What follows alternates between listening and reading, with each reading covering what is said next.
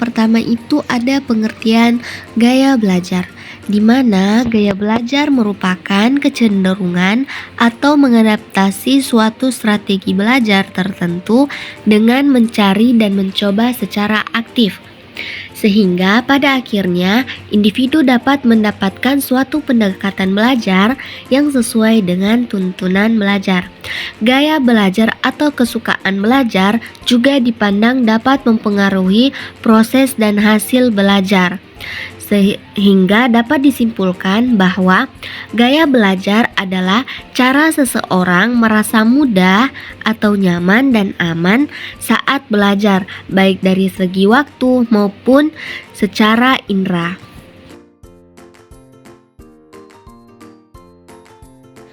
Nah, selanjutnya itu ada pengertian gaya belajar menurut para ahli. Yang pertama, menurut Joko Susilo, mengemukakan bahwa gaya belajar merupakan suatu proses gerak kaku, penghayatan, serta kecenderungan seorang pelajar mempelajari atau memperoleh suatu ilmu dengan cara tersendiri. Yang kedua, menurut W.S. Winkel dalam bukunya Psikologi Pengarang mengatakan bahwa gaya belajar merupakan cara belajar yang khas bagi siswa. Yang ketiga ada Bobby D. Porter dan Meg Hernacki dalam bukunya Quantum Learning mengemukakan gaya belajar seorang adalah kombinasi dari bagaimana ia menyerap dan kemudian mengatur serta mengolah.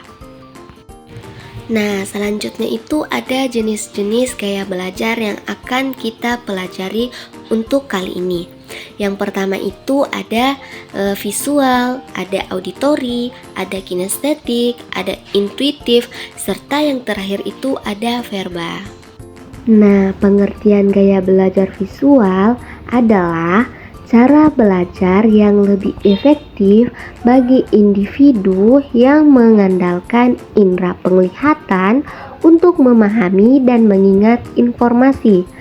Orang dengan gaya belajar ini cenderung lebih mudah menangkap materi melalui gambar, diagram, warna, grafik, dan ilustrasi. Mereka biasanya lebih suka membaca atau melihat informasi yang tersaji secara visual daripada mendengarkan atau melakukan kegiatan fisik. Berikutnya ada contoh gaya belajar visual. Yang pertama, membuat catatan visual. Menggunakan warna-warni, highlighter atau simbol-simbol untuk menandai informasi penting dalam catatan agar lebih mudah dipahami dan diingat.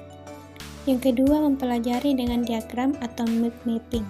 Mengorganisir informasi dalam bentuk diagram atau peta konsep mind mapping untuk melihat hubungan antar konsep secara lebih jelas. Yang terakhir, membaca buku atau melihat gambar. Orang dengan gaya belajar visual lebih suka membaca buku atau materi yang memiliki banyak gambar, diagram, atau grafik daripada mendengarkan penjelasan. Pengertian gaya belajar auditori. Gaya belajar auditori adalah cara belajar yang lebih efektif bagi individu yang mengandalkan indera pendengaran untuk memahami dan mengingat informasi. Orang dengan belajar ini lebih mudah menangkap materi melalui suara seperti penjelasan lisan, diskusi, atau musik. Mereka biasanya menyukai kegiatan yang melibatkan mendengarkan dan berbicara, serta mampu mengingat informasi yang didengar lebih baik dibandingkan yang dilihat. Berikutnya ada karakteristik gaya belajar auditori. Karakteristik orang-orang auditori antara lain sebagai berikut. Yang pertama, berbicara pada diri sendiri saat bekerja. Yang kedua, mudah terganggu oleh keributan. Yang ketiga, menggerakkan bibir mereka dan mengucapkan tulisan di buku ketika membaca. Yang keempat, senang membaca dengan keras dan mendengarkan. Yang terakhir, dapat mengulang kembali dan menirukan nada berirama dan warna suara. Berikutnya, contoh gaya belajar auditori. Yang pertama, mengikuti diskusi kelompok. Terlibat dalam diskusi atau belajar kelompok agar bisa mendengarkan dan berbagi pendapat dengan orang lain yang membantu dalam pemahaman materi. Yang kedua, mendengarkan rekaman atau podcast. Menggunakan rekaman audio atau podcast untuk mendengarkan materi pelajaran, terutama saat belajar sendiri. Yang terakhir, membaca dengan suara keras. Saat belajar membaca atau mencatat materi dengan suara keras agar lebih mudah dipahami dan diingat. Berikutnya ada pengertian gaya belajar kinestetik. Gaya belajar kinestetik adalah cara belajar yang lebih efektif bagi individu yang mengandalkan aktivitas fisik untuk memahami dan mengingat informasi. Orang dengan gaya belajar ini cenderung belajar dengan cara bergerak, menyentuh, atau melakukan sesuatu secara berlangsung. Mereka sering merasa kesulitan untuk fokus saat hanya duduk diam dan mendengarkan, karena lebih mudah memahami konsep dengan melibatkan gerakan atau pengalaman praktis. Selanjutnya ada contoh gaya belajar kinestetik. Pertama, eksperimen sains, melakukan eksperimen langsung di laboratorium atau di kelas. Misalnya, siswa kinestetik akan lebih memahami konsep sains seperti reaksi kimia atau gerak jika mereka dapat mempraktikannya langsung. Kedua, simulasi atau permainan peran. Saat belajar tentang sejarah atau peristiwa tertentu, siswa kinestetik bisa mempraktikkan atau memainkan peran yang terkait dengan materi tersebut. Ini membantu mereka memahami konteks dan perasaan tokoh atau situasi. Selanjutnya ada pengertian gaya belajar intuitif. Gaya belajar intuitif adalah gaya belajar di mana seseorang lebih mengandalkan insting, perasaan, dan pemahaman abstrak dalam proses informasi.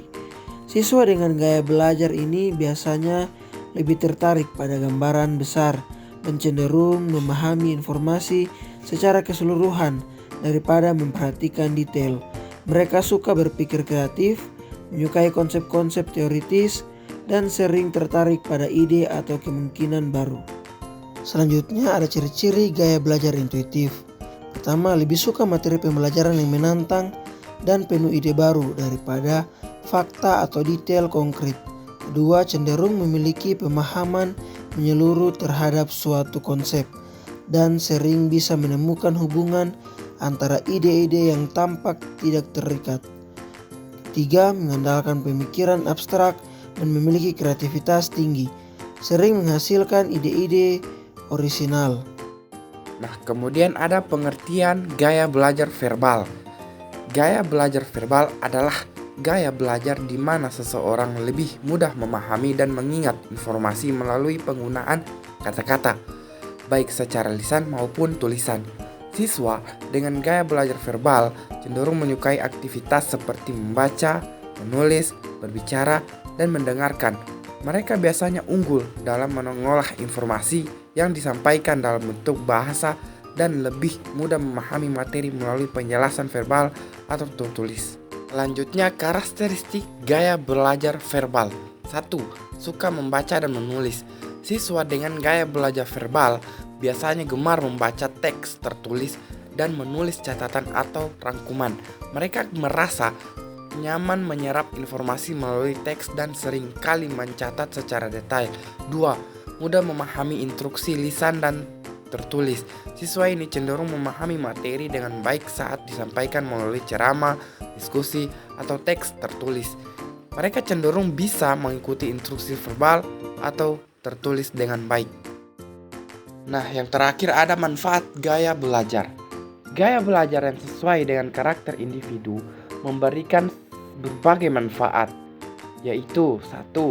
Dapat meningkatkan pemahaman dan retensi ketika siswa belajar sesuai dengan gaya belajar mereka. Mereka cenderung lebih memahami dan mengingat informasi.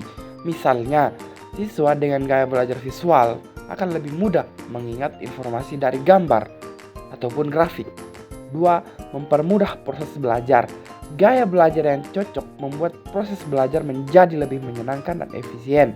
Siswa dapat belajar dengan cara yang mereka nikmati dan yang membuat mereka merasa nyaman, sehingga pembelajaran terasa lebih menyenangkan ataupun ringan.